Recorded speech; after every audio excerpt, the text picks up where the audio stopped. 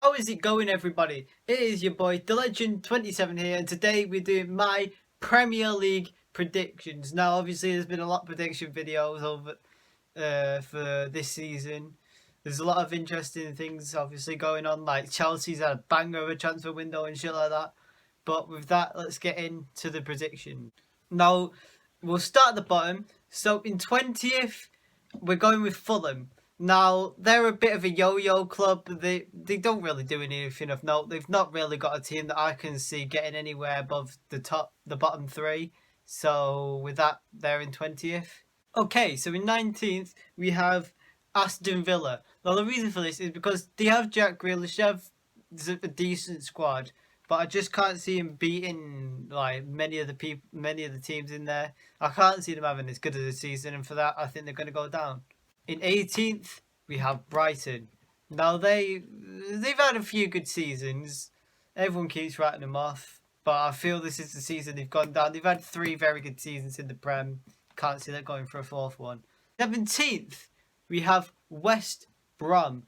Now, obviously, they're coming back to the Premier League. They've had a season or two in the Championship. The reason I can't see them getting relegated, or at least they're going to be very close, but I don't think they'll get relegated, is because they obviously the last time they came in the Prem, which was probably about nearly a decade now, maybe a bit more, maybe a bit less. They didn't struggle. They were pretty decent for a long time, and I can see them staying in for at least a year or so. It rides on whether they can continue the form that they ended off in. Because obviously, if you remember when they ended it, they were beating a few of the bigger teams in the league.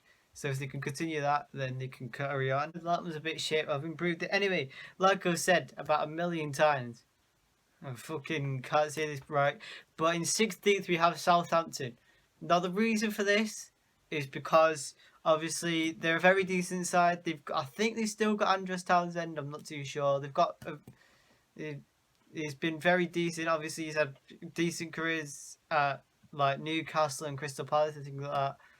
I think he should help them out. I think they'll do alright. Don't think they'll do anything good. Won't do anything bad. Just 16th. 15th we have West Ham. They've had a couple of poor seasons. Of course, a few years ago they did get, I think it was 7th or 8th. They had a very good season a long time, a while ago anyway. But they've had a very big decline. I can't see them getting relegated. They've been in the league for ages now, but I can't see them getting anywhere past the bottom five. And for that, I've put them in 15th, even though it's literally in the sixth. We'll just roll with it anyway. It's bottom six. But anyway, in 14th we have Newcastle. Now they have a decent side. Obviously, this thing they're still negotiating the takeover. It hasn't gone on yet, and because of that, because he have had this takeover, I can't see him bringing anyone in. They don't have the money to bring anyone in. The owner now, I think it's Mike Ashley, in it. He just doesn't give two shits about the club at the moment. It doesn't seem like they haven't bought anyone. You can't see him getting relegated. You can't see him doing anything good. 14th place. In 13th we have Burnley. Now Turf Moor, a lot of teams have struggled in Turf Moor, and I feel like that's where they're going to get a lot of their points in. But away they're pretty poor. They're pretty poor usually. They can't really do anything good against the top six teams away. They can't do much against them at home either. 13th place for them. In 12th we have Crystal Palace. Now, Crystal Palace, they're a bit of a hard team. They're just that team that you can see getting into the top. You don't know where to place them, but sometimes they could get in the top 10, sometimes they get in the bottom 10. Sometimes I think they've even come 15th over the time they've been here. But I can see him, like I said, coming 12th. Obviously, Wilfred Zaha, he's had very good seasons there. If he could continue his form, continue playing well, they should be alright. Moving on. 11th, we have Sheffield United. Now, obviously, very good starting season last year. 9th place in the end. Top 10. I can't see them doing as well, but basing it off of how well they played last season, I can see them coming just up the top 10. 11th place, Sheffield United. In 10th, we have Leeds. Now, Leeds, it was a bit difficult to place Leeds because obviously they are coming in for the Championship, sorry. They haven't been in the Premier League for over a decade now, I think it is. I think I can see them struggling at first, but because of their form, obviously they won the championship last season. They've been very well. I think it was something like 94, 95 points. Very good season. And I can see them continuing that onto the Premier League. And for that, I place them in 10th, bottom of the top 10, moving on. Now in 9th with Wolves, obviously they came 7th this year, I believe. Yeah, 7th. I can't see them doing anywhere near as well this year. Because obviously with Carlo Ancelotti coming in for Everton, big signing. Mikel Arteta, hopefully for them, he's going to sort out Arsenal's team.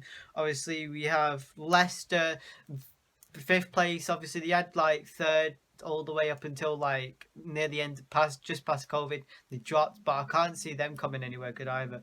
But like that, because of them big teams, big changes to their teams as well, I can't see Wolves coming anywhere bigger than 9th. In 8th, we have Leicester. Now, this team, they've been pretty good under Brendan Rodgers. Obviously, the first season, they were in the top 3 for a very long time before just coming out of the top 3.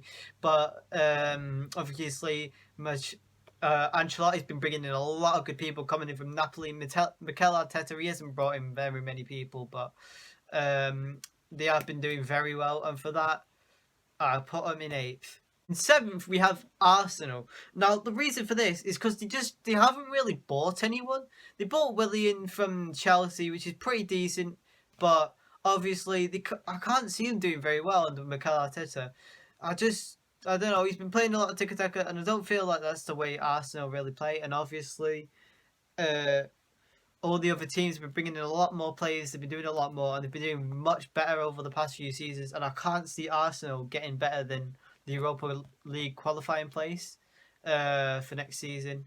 Anyway, yeah, there's that. In 6th, we have Everton. Now, the reason for this, obviously, Carlo Ancelotti been very good at Bayern, very good at Napoli as well. Coming in from them, he's brought in Allen for like 22 million. He's brought in James Rodriguez, and as I was saying, and as I've been doing this video, they've just confirmed the signing of Doucouré from Watford as well, of course, a very good CDM. I can see them doing very well under Ancelotti. I see them coming 6th, beating out Arsenal. Will they be a top 6 side? I don't think in the years to come. I don't think so, but I can see them doing very well, maybe being the best of the rest. 5th, we have Spurs. And I've got a little bit of an extra prediction written down here, and that's for Jose Mourinho to get sacked. Now, the reason for this, I can't see them actually winning any silverware. I can't see them beating, obviously, even in the Carabao Cup, I can't see them beating the likes of Manchester City, Liverpool, even United with Bruno Fernandes, of course, coming in now. Mason Greenwood, although obviously it depends on his punishment for bringing in them girls to the hotel with Foden, of course, idiots, and Liverpool. But so I can't see him winning that. Can't see him winning the FA Cup as well. Probably no success in the Europa League, and obviously fucking hell, I've got coronavirus, but obviously I can't see him winning the Premier League. They definitely won't win the Premier League. Not bringing in too many signings. Obviously Bergwijn from January transfer window, he's been very decent, but for that I see Jose getting sacked, then finishing 5th place.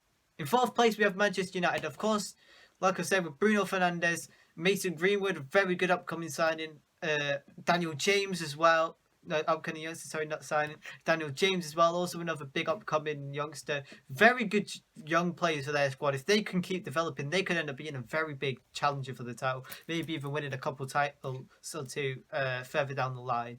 But for that, I put them in 4th, just ran off the Champions League places. They're not going to beat Liverpool, they're not going to beat Chelsea, not going to beat Manchester City, more than likely anyway. We never know, it is football, anything could happen. Anyway, with that, Manchester United 4th, moving on. In 3rd, the top 3 were probably the hardest to predict. I cannot predict them for shit. But in 3rd, we have Liverpool. Now, the reason for this, they've had 2 very brilliant seasons, dominating pretty much all English football. Obviously, they missed out just a tiny bit in 2019 to Manchester City, but obviously they still had a very good season, finishing on 97 points, 97 points, I believe. Yeah, they've got a very good side, but coming off of that, it's very difficult to keep that momentum going. We've seen that with Manchester City, nowhere near as good as they were the past 2 seasons, before the 2019-20 season. For that, I placed them 3rd. Now, for second, I placed Chelsea. I can see them winning the league, though. I really didn't. I couldn't tell, but I went with my club, but the club obviously that I support going top. But obviously Chelsea second place. They have a brilliant transfer window, and I will not be surprised if they win their not the transfer market. Sorry, I won't be surprised if I see them winning the Premier League. They brought in the likes of Werner, Ziyech. Ziyech, I don't know. Thiago Silva. I think they brought in another centre back as well. Brought in Kai Havertz, of course. He's just come in as well. They have had an incredible transfer window, and if they don't finish either second or first, I will be very surprised. Now, obviously, at the top we've got them for Manchester City. The reason for this mostly being obviously because obviously I support them, but obviously I can see them being beaten by Chelsea pretty much as well. But the reason for this is obviously they'll be desperate to jump back to winning the league after having such a poor season compared to 2018, 2019. Compared to them two seasons, 2020 was terrible. 2019-20 was a terrible season for them. They'll be desperate to be bringing it back. I can't see them winning the Champions League again. I'll probably see Guardiola not getting his contract renewed once it has ended, because obviously when you think about it, Guardiola, he's won lots, he's had a lot of success domestically, but they brought him in, let's be honest, they brought him in to win the Champions League, and if he doesn't win that in this season or the next, I can't see him keeping his job. Anyway, with that, there's my Premier League predictions anyway. I've been watching the new Tottenham Hotspur All or Nothing documentary. So when I finish watching that, I'll put in what my thoughts of it was, whether it was good or not. It seems pretty decent right now, actually. So I'm pretty much enjoying it. I've only watched the first episode, but it was pretty decent. They didn't even leave Pochettino off on a bad note. But with that, that's the end of the video. I'll see you guys next time, and goodbye.